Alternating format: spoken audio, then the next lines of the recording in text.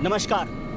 2014 के लोकसभा चुनावों में भारतीय जनता पार्टी की जीत की नींव उत्तर प्रदेश में रखी गई थी, जब 80 में से 73 सीटें भारतीय जनता पार्टी को मिली। उन चुनावों के प्रभारी थे अमित शाह, जो इस वक्त भारतीय जनता पार्टी के अध्यक्ष हैं और पूरे उत्तर प्रदेश की कमान को खुद देख रहे हैं। क्या 15 साल का जो राजनीतिक निर्वासन है भारतीय जनता पार्टी का खत्म होगा? इस पर चर्चा करने के लिए हमारे साथ है भारतीय जनता पार्टी के राष्ट्रीय अध्यक्ष और आमतौर पर उन्हें चुनावी चक्रव्यूह का रणनीतिकार माना जाता है। शाह साहब, आपको बहुत शुक्रिया। शाह साहब, माना जाता है कि चुनावी चक्रव्यूह की जो रणनीति बनाने के आपको मास्टर मानते हैं, लेकिन इस चक्रव्यूह में आप किसको अर्जुन के तौर पर देख रहे हैं और किसको अभिमन्यु के तौर पर? ये सारे मीडिया के बनाई हुई बातें होती हैं। आमतौर पर भारतीय जनता पार्टी अपने संगठन के बल पर, अपने नीतियों के आधार पर और अपनी सरकार ने जो लोकाभिमुख काम किए हैं उसके आधार पर चुनाव लड़ रहे हैं। चूंकि हम उत्तर प्रदेश में सत्ता में नहीं हैं, मगर केंद्र में सत्ता में 2.5 साल तक भारतीय जनता पार्टी की नरेंद्र मोदी सरकार ने जिस प्रकार से पिछड़ों के लिए, गरीब के लिए, किसान, युवा, बेरोजगारों के लिए, दलितों के लिए काम किया है, वो काम का सुगंध नीचे तक उत्तर प्रदेश में पहुंचा है। नरेंद्र मोदी जी ने 2.5 साल में देश को एक नए मकाम पर ले जाने का प्रयास किया है, उसमें सफलता भी हासिल की। उत्तर प्रदेश की जनता इसको महसूस करती है। उसके साथ साथ 15 साल से यहाँ पर सपा बसपा का एक क्रम चला है, जिसने उत्तर प्रदेश को काफी पिछड़ा बनाया है। विकास के मामले में आज उत्तर प्रदेश पूरे देश में बहुत पीछे खड़ा है। इस बात का रोष युवाओं में भी है, पिछड़े समाज में भी है, दलितों में भी है, गांवों में भी है, जनपदों में भी है और किसानों में भी। मैं मानता हूं इस बार उत्तर प्रदेश की जनता एक विकल्प ढूंढ रही है, तो विकल्प के तौर पे सपा और बसपा दोनों से निराश होने के बाद इस बार भारतीय जनता पार्टी की ओर उनका आशा बंधी है और मैं मानता हूं इस चुनाव में हमें बड़ी सफलता मिली। 2014 के जो चुनाव थे उसमें जो भारतीय जनता पार्टी को उत्तर प्रदेश में जीत मिली, वो भी अपने आप में ऐतिहासिक थी। भारतीय जनता पार्टी को वैसी जीत कभी नहीं मिली जब उन्होंने पिछली बार सरकारें भी बनाई। लेकिन इस बार जब 2017 के चुनाव हो रहे हैं, तो 2014 की जीत की बड़ी जीत, जिसमें 337 विधानसभा सीटों पर आपको लीड है, तो फिर आपको परेशान होने की जरूरत तो नहीं लगती? जरा भी परेशान होने की जरूरत नहीं है। भारतीय जनता पार्टी का हर कार्यकर्ता जीत के लिए आश्वस्त है।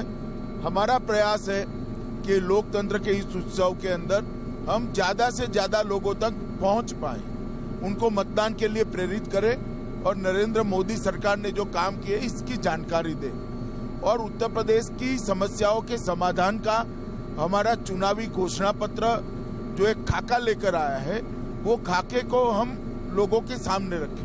लेकिन अखिलेश सरकार, जो अभी 5 साल से सरकार थी समाजवादी पार्टी, उनका स्लोगन ही यह है कि काम बोलता है। यानी उन्होंने अपने दावे के हिसाब से बहुत काम किए हैं, तो उस काम के मुकाबले में आपको लग रहा है कि भारतीय जनता पार्टी के लिए कुछ मुश्किल हो सकती है?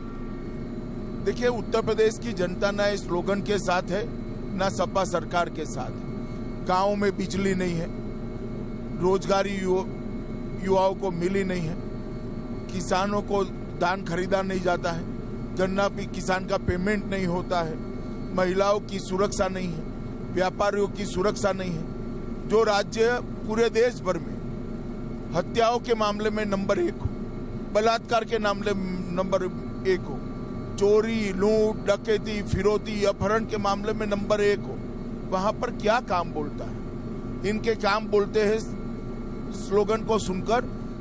लखनऊ में काफी लोग मेट्रो में बैठने गए और जाकर मालूम पड़ा कि मेट्रो चालू ही नहीं हुआ, जिसका उन्होंने उद्घाटन कर दिया था।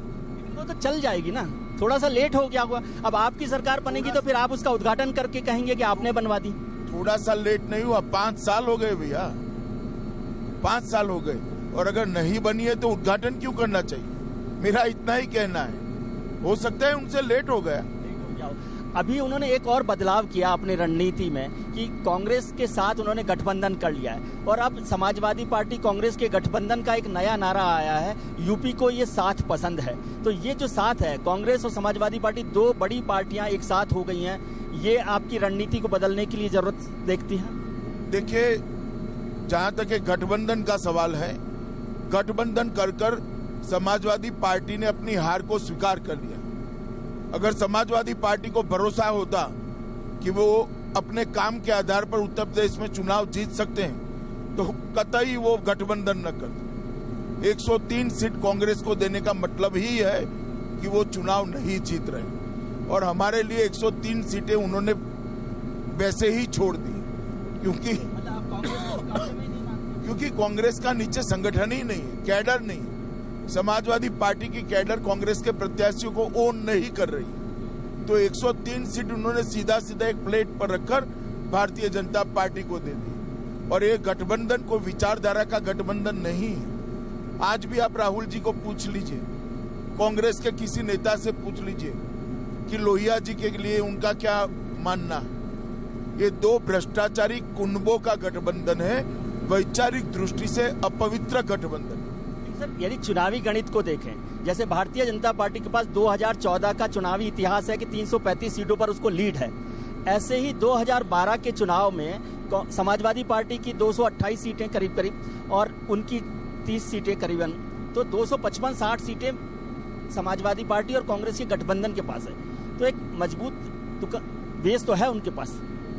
देखिए, उस वक्त बसपा का एंटी इनकम्बेंसी समाजवादी पार्टी के पक्ष में गया था। एक पार्टी जिसने 10 साल तक शासन कर 12 लाख करोड़ के घोटाले किए, दूसरी पार्टी जिसने उत्तर प्रदेश का कानून और व्यवस्था के चिथड़े उड़ा दिए और इतने सारे घपले घोटाले किए, और वो सारे के सारे लोग चुनाव लड़ रहे हैं। हर किसी का टिकट नहीं काटा गया, किसी को बदला नहीं गया। आप मुलायम सिंह और अखिलेश के बीच में जो विवाद हुआ, जिन सीटों को लेकर, जिन उम्मीदवारों को लेकर, उनका जिक्र करना चाहते हैं? जी जरूर, किसी का टिकट नहीं काटा गया। एक गठबंधन यूपी की जनता की आंख में धूल झोंकने का प्रयास है, मगर वो सफल नहीं हुआ। उन्होंने एक और बात कही, जो नया नारा दिया प्रधानमंत्री जी के खिलाफ, कि यूपी के दो लड़के राहुल गांधी और अखिलेश हैं, और प्रधानमंत्री जी बाहरी उम्मीदवार के तौर पर उन्होंने एक प्रोजेक्ट किया है। आप इसको कैसे देख रहे हैं? प्रधानमंत्री जी यहीं से सांसद है, बनारस से ही सांसद है और देश के प्रधानमंत्री बने। उन्होंने गुजरात की सीट छोड़कर बनारस को इस सीट पर सांसद रहना पसंद किया है। और दूसरा, बहुत सारे हमारे स्थानीय नेता हैं जो इन दोनों की चैलेंज को उठा सकते हैं। लेकिन जब प्रधानमंत्री जी ने भी ये कहा, कल की सभा में कहा कि वो गोद लिए हुए बेटे हैं, तो इसका मतलब है कि इसका जवाब देना आप जरूरी समझते हैं कि यूपी के दो लड़के और गोद के लड़के? चुनाव में एक बात रखने का तरीका होता है, उन्होंने अपनी बात को अच्छे से रखा है। लेकिन अमित शाह जी और नरेंद्र मोदी जी तो युवा पीढ़ी को आगे बढ़ाना चाहते हैं, तो अखिलेश और राहुल गांधी दोनों युवा नेता हैं। हमारे पास भी बहुत सारे युवा हैं। अखिलेश और राहुल का युवा जोड़ी है, वो आपको ठीक नहीं लगता? देखिए, युवा होने मात्र से यूपी में परिवर्तन नहीं आएगा। पार्टियों का कल्चर होता है, पार्टी की विचारधारा होती है, और जिस तरह से सरकार चलाई है उसका बैकग्राउंड होता है। क्या विजन आप देना चाहते हैं कि उत्तर प्रदेश की सूरत जो है बदल जाए? हमने बहुत सारी चीजें कही हैं। किसानों का ऋण माफ करने की बात कही है, धान की खरीदी की बात करी है, गन्ना किसानों को समय पर भुगतान करने की बात करी है, 25 नए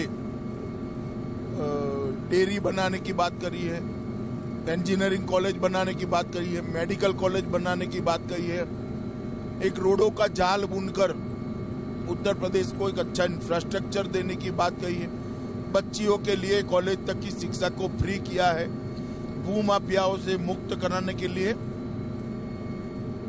भूमाफिया के लिए जिम्मेदार कलेक्टर और एसपी को करने की बात करी है। बहुत सारी चीजें लेकर हम आए। समाजवादी पार्टी के नेता कहते हैं कि किसानों का कर्जा माफ करने के लिए तो आप दिल्ली में बैठ के भी कर्जा माफ कर सकते हैं। फिर अखिलेश जी कहते हैं कि किसानों का कर्जा माफ करना यदि भारतीय जनता पार्टी का फोकस है, तो महाराष्ट्र में किसानों की आत्महत्या क्यों हो रही है? वहां तो सरकार है आपकी। वहां पर भी बहुत स्थिति सुधरी है। महाराष्ट्र सरकार ने जो जलयुक्त अभियान किया है उसके कारण जो नेगेटिव ग्रोथ रेट था एग्रीकल्चर का वो काफी बढ़ा है और इतिहास गवाह है जहां जहां भारतीय जनता पार्टी की सरकार आई एग्रीकल्चर ग्रोथ रेट में जंप आया है। अखिलेश जी कुछ भी कहे, जवाब देने के लिए जवाब देना एक बात है, मगर तथ्यों के आधार पर लोगों के सामने बात रखना दूसरी बात है। क्या केंद्र सरकार किसानों का कर्जा माफ करने के लिए काबिल सरकार नहीं है? देखिए, अभी चुनाव केंद्र सरकार का नहीं है, उत्तर प्रदेश सरकार का है और उत्तर प्रदेश में किसानों की जो हालत है, खस्ता हालत है, उसके लिए उत्तर प्रदेश सरकार जिम्मेदार है। प्रधानमंत्री फसल बीमा योजना इतनी बढ़िया फसल बीमा योजना बनी, उसका प्रीमियम नहीं भरा गया, एजेंसी तय नहीं हो पाई, किसानों को इसका भुगतान नहीं हो रहा है। क्या संदेश देना चाहते हैं अखिलेश? मतलब आपकी शिकायत यह है कि केंद्र सरकार की भी जो योजनाएं हैं उनका एग्जीक्यूशन नहीं हो पाता, इसलिए जरा भी नहीं हो पाए। लेकिन सर, भारतीय जनता पार्टी को जितना मैं लंबे समय से देख रहा हूं, उसमें पहले पार्टी का आइडिया ये होता था जब केंद्र में सरकार नहीं होती थी कि केंद्र और राज्य में अलग अलग सरकारें रहें तो एक पॉलिटिकल बैलेंस बना रहता है। अब जब से केंद्र में बीजेपी की सरकार है तो आपका दावा होता है कि राज्य में और केंद्र में दोनों जगह एक सरकार बन जाए। हमने कभी ये नहीं कहा कि राज्य सरकार इसलिए बनाए कि बैलेंस बना रहे। हमने राज्य के विकास के लिए वोट मांगे थे और हमें जहां जहां सरकार बनाने का मौका मिला हमने परफॉर्मेंस अच्छा किया है और बार बार चुनकर हम आए। रिपीट सबसे ज्यादा सरकारें हमारी हुई। वही बताता है कि जनता भारतीय जनता पार्टी के गुड गवर्नेंस के एजेंडा को स्वीकार करती है। और ये चुनाव, मेरी बात याद रखना विजय जी, परिवारवाद का अंत करेगा, जातिवाद का अंत करेगा और ये चुनाव पॉलिटिक्स ऑफ परफॉर्मेंस की नई शुरुआत करेगा। आपने दो बातें कही, परिवारवाद और जातिवाद। अमित शाह जी को माना जाता है कि उन्होंने जो पूरा दलित जाति का जो समीकरण होता था उत्तर प्रदेश में, उसको एक नए समीकरण के तौर पे दिया है। आप उसके मास्टर माने जाते हैं, तो आप सोच रहे हैं कि जो जातिवाद की पॉलिटिक्स थी वो खत्म हुई है, उसका या नया समीकरण बना? मैं टिकट के बंटवारे के लिए जातिवाद की बात नहीं कर रहा। सरकार किसी एक जाति विशेष के लिए काम करे, सरकार कोई एक धर्म विशेष के लिए काम करे, ये सरकार के लिए उचित नहीं है। मानो यूपी सर्विस कमीशन है, उसके अध्यक्ष को इलाहाबाद हाईकोर्ट ने निरस्त करना पड़ा क्योंकि एक जाति और एक धर्म विशेष के लोगों को ही 80% बहाली मिल गई। ये कभी संभव है क्या? सरकारें इस तरह से नहीं चलती। लैपटॉप देने के पूछे आप किसी का धर्म पूछोगे? लैपटॉप देने के पहले आप किसी की जाति पूछोगे? क्या मैसेज देना चाहते हो आप? इस तरह से सरकारें नहीं चलती है। सरकार का काम है जिसकी पात्रता है उसके लिए काम करना। लेकिन अखिलेश जी कहते हैं कि आपने उनके घोषणा पत्र को कॉपी कर लिया। ये अखिलेश जी का मानना हो सकता है। शायद अखिलेश जी ने दोनों घोषणा पत्र का तुलनात्मक अभ्यास नहीं देखा। भारतीय जनता पार्टी को और अमित शाह जी को यदि देखा जाए तो वो विचारधारा वाले लोग हैं। अमित शाह जी शुरुआत से पार्टी की विचारधारा से, संघ की विचारधारा से जुड़े हुए, लेकिन अब जो काम चल रहा है पार्टी में उसमें ऐसा लगता है, ज्यादातर लोग पार्टी के लोग कहते हैं कि केवल विनेबिलिटी जो है आपका फैक्टर हो गया है चुनाव में। अभी मैं लखनऊ एयरपोर्ट पर भी था तो पार्टी के कुछ लोग थे, तो वो कहते हैं कि आपने बाहरी लोगों को, करीब करीब 80 बाहरी लोगों को पार्टी में शामिल करके चुनाव का टिकट दे दिया। 30 से 40 लोग जो है परिवार वाले लोगों को टिकट दे दिया, जिन दोनों विचारधाराओं के खिलाफ आप रहे। देखिए, परिवारवाद का मतलब होता है मुलायम सिंह जी का बेटा ही मुख्यमंत्री बनेगा, सोनिया जी का बेटा ही पार्टी अध्यक्ष बनेगा, फारूक अब्दुल्ला के बाद उनका बेटा आएगा। इसको परिवारवाद कहते हैं। किसी व्यक्ति का संतान अगर 15-20 साल काम करते करते, एज अ कार्यकर्ता काम करते करते एमएलए बनता है, वो परिवारवाद नहीं है भैया।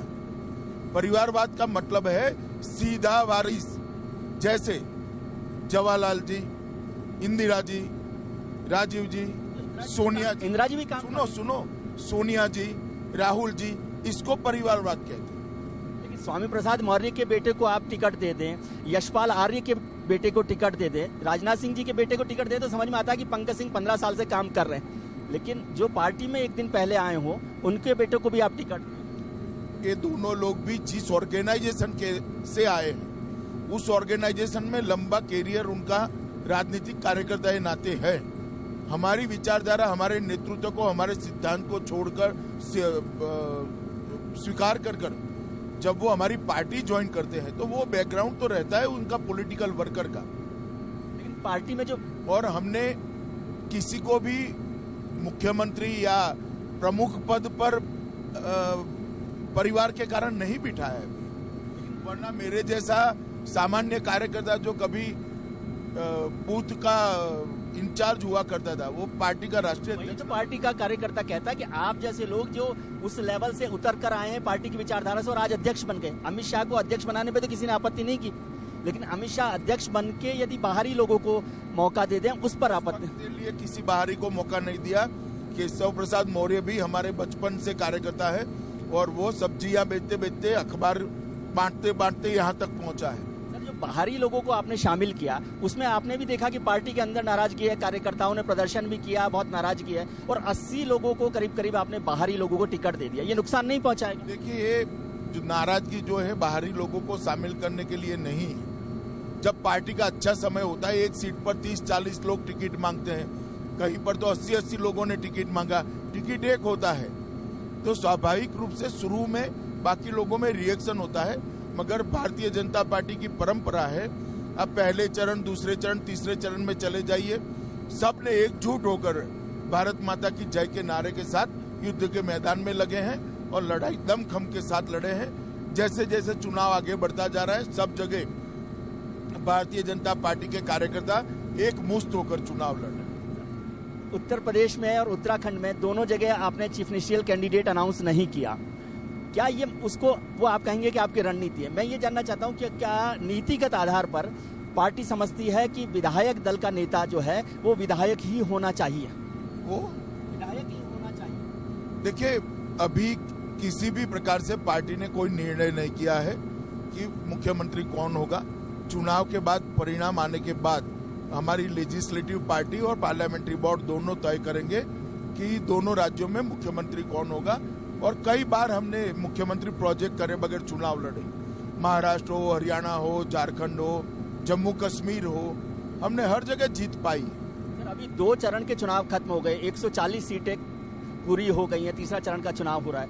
अभी के यदि उसको पूरे असेस करें सारी चीजों को, अमित शाह साहब तो एक एक सीट का हिसाब रखते हैं, तो कितनी सीट हम समझ रहे हैं कि भारतीय जनता पार्टी कहां पहुंचेगी? प्रथम 2 चरण में हम 90 से ज्यादा सीटें जीतेंगे और तीसरे चरण में भी बहुत अच्छा परफॉर्म कर रहे हैं।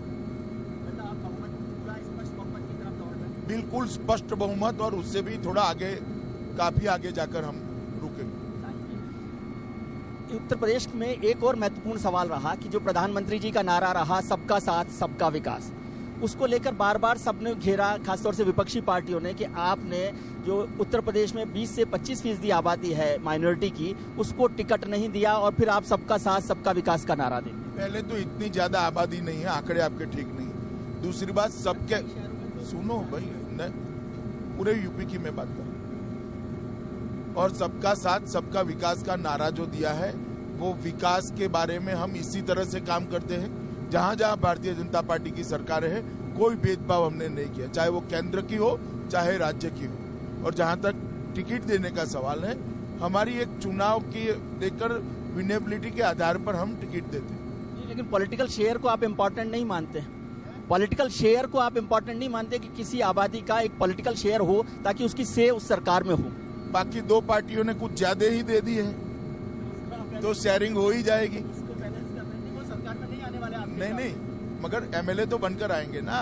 2 पार्टियों ने अनुपात से ज्यादा ही दे दी है तो थोड़ी शेयरिंग हो ही जाएगी, आप चिंता मत करिए। आप उनकी चिंता कर रहे हैं क्योंकि आपने ट्रिपल तलाक का इशू भी मैदान में डाल दिया है। जी, ट्रिपल तलाक का इश्यू हमने मैदान में नहीं डाला है, सुप्रीम कोर्ट में केस आया है जिस पर सरकार की राय मांगी गई। सरकार ने अपनी राय बेबाकी से रखी है कि इस देश के संविधान में हर महिला को अपने अधिकारों की सुरक्षा करने का हक है और वो हक को भारतीय जनता पार्टी की सरकार एंडोर्स करती है। और ट्रिपल तलाक के मुद्दे में हम मानते हैं कि महिलाओं के हकों का हनन हो रहा है, इसलिए ट्रिपल तलाक नहीं रहना चाहिए। सुप्रीम कोर्ट ने जो अभी फैसला ऑब्जर्वेशन दिया कि 3 तलाक को मानवाधिकार का मामला मानना चाहिए, मतलब जो पार्टी का एक रास्ता था यूनिफॉर्म सिविल कोड का, उससे थोड़ी सी अलग राय है। हमने भी उसको महिला सुरक्षा और महिला अधिकार के मामले से ही जोड़ा है। पंजाब और गोवा में आप कैसे देख रहे हैं? देखिए, पंजाब में मध्य त्रिकोणीय मुकाबला है, कांटे की टक्कर है। परिणाम के लिए एकदम अनुमान लगाना कठिन है, बहुत कांटे की टक्कर है। गोवा में हम निश्चित रूप से सरकार बनाने जा रहे हैं। गत विधानसभा से हमारी स्ट्रेंथ इस विधानसभा में बढ़ेगी। वहां पर आपको लगता है कि मनोहर पर्रिकर साहब होते तो शायद आप ज्यादा मजबूत स्थिति में होते? अभी वहां पर भी हमने मुख्यमंत्री तय नहीं किया है। चुनाव के बाद सारे लोग बैठेंगे और मुख्यमंत्री पद का चयन करेंगे। पंजाब की जब बात कर रहे हैं और जब आप कह रहे हैं कि अभी अनुमान नहीं है, तो इससे ऐसा लगता है कि अमित शाह साहब कॉन्फिडेंट नहीं है कि वहां पर भारतीय जनता पार्टी की स्थिति अच्छी हो।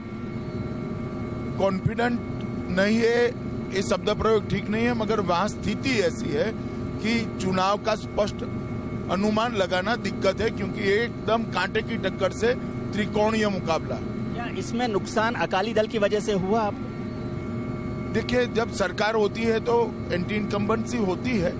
मैं नहीं मानता कि हम स्पर्धा के बाहर हैं। अभी पंजाब के चुनाव में चर्चा हो रही है कि दिल्ली के बाद आप जो पार्टी है, आम आदमी पार्टी, वो एक मजबूत पार्टी के तौर पर उभर कर वहां आ रही है। और कुछ लोग तो ये भी कहते हैं कि आपने कांग्रेस को हराने के लिए आम आदमी पार्टी का साथ देने का संकेत भी दिया।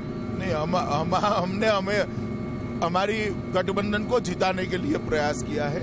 और डेमोक्रेसी है, कोई भी पार्टी अपना काम अपने विचारधारा और कार्यकर्ताओं के आधार पर बढ़ा सकती है। हम कोई इमरजेंसी तो नहीं ला दे इस देश पर कि सबको रोक ले। जनता ने तय करना होता है। सर, एक और राज्य है जिससे आप बहुत जुड़े हुए हैं, वो है महाराष्ट्र का। महाराष्ट्र में आपकी और शिवसेना की सरकार है, केंद्र में भी शिवसेना है, लेकिन अभी जब बीएमसी के चुनाव हो रहे हैं तो उसमें आपकी पार्टी और शिवसेना दोनों आमने सामने खड़े हैं। ये थोड़ी दुविधा की वजह लगती है? हमने महाराष्ट्र का विधानसभा का चुनाव भी बीजेपी और शिवसेना ने आमने सामने लड़ा था। अभी जो म्यूनिसिपैलिटीज का चुनाव हुआ वो भी हमने आमने सामने लड़ा था। ठीक है, अब दोनों पार्टियों का अपनी अपनी स्ट्रेंथ के लिए एक आकलन है। वो आकलन कोई मीटिंग पॉइंट पर नहीं आता है, तो एक चुनाव आमने सामने लड़कर करें। इस तरह से आक्रामक होते हैं उद्धव ठाकरे, बार बार केंद्र सरकार पर हमला बोलते हैं, आप उनको कहते क्यों नहीं कि आप अलग हो जाइए यदि ठीक नहीं लगता? हम क्यों कहे भैया, वो चुनाव लड़े हमारे खिलाफ। आपके खिलाफ हमला बोलते? अरे भैया, तो क्या करेंगे, हम आमने सामने चुनाव लड़े रहे तो हमला ही बोलेंगे। हमारे लोग भी बोल रहे हैं। केंद्र सरकार पर हमला बोलना तो महत्वपूर्ण बात है ना, गंभीर बात है। अरे चुनाव में जब जाते हैं तब इसी तरह से बात होती है। यदि 5 राज्यों की सरकारों को देखें तो भारतीय जनता पार्टी कितनी सरकारों में आ जाएगी? देखिए, मैं मानता हूं कि गोवा, उत्तराखंड, उत्तर प्रदेश, अभी मणिपुर का चुनाव पिकअप हो रहा है, उसके बारे में अभी आकलन लगाना ठीक नहीं होगा। पंजाब में कांटे की टक्कर है और ये 3 राज्यों में निश्चित रूप से भारतीय जनता पार्टी की सरकार बनने का। ये उसकी वजह नोटबंदी तो नहीं है जिसको लेकर आप बहुत जोर शोर से बोल रहे हैं और विपक्ष को लगता है कि उसी वजह से आपको वो हरा सकते हैं? मैंने तो हर इंटरव्यू में कहा है, विपक्ष चाहता है तो नोटबंदी को चुनावी इश्यू बनाए, हम उसके लिए तैयार है। उत्तर प्रदेश की जनता नोटबंदी के इश्यू पर प्रधानमंत्री जी और पार्टी के साथ खड़ी। आपको लगता है कि 2017 के चुनाव को हम सेमीफाइनल के तौर पर देखते हैं 2019 के लिए? देखिए, शब्द प्रयोग, स्ट्रेटेजिशियन, सेमीफाइनल, ये सारे मीडिया के लिए रहने दीजिए। हर चुनाव का अपना एक महत्व होता है और उत्तर प्रदेश का चुनाव का पूरे देश की राजनीति पर बड़ा गहरा प्रभाव पड़ता है। निश्चित रूप से महत्वपूर्ण चुनाव है और उसके बाद भी 6-7 राज्यों के चुनाव आने 19 के पहले। प्रधानमंत्री ने एक कार्यक्रम में कहा था कि 2024 तक के लिए तैयारी करें लोग, तो इसका मतलब पार्टी, प्रधानमंत्री जी और अमित शाह जी 2024 तक की तैयारी मानकर बैठे कि 2019 का चुनाव आप ही को जीतना है। हाँ, निश्चित रूप से हम 2019 का चुनाव भारतीय जनता पार्टी जीतकर एक अच्छी नींव, देश के विकास के लिए ठोस नींव डालने का हमारा प्रयास है और हम सफल होंगे। बहुत बहुत शुभकामनाएं आपको। बहुत धन्यवाद आपको बातचीत करने के लिए।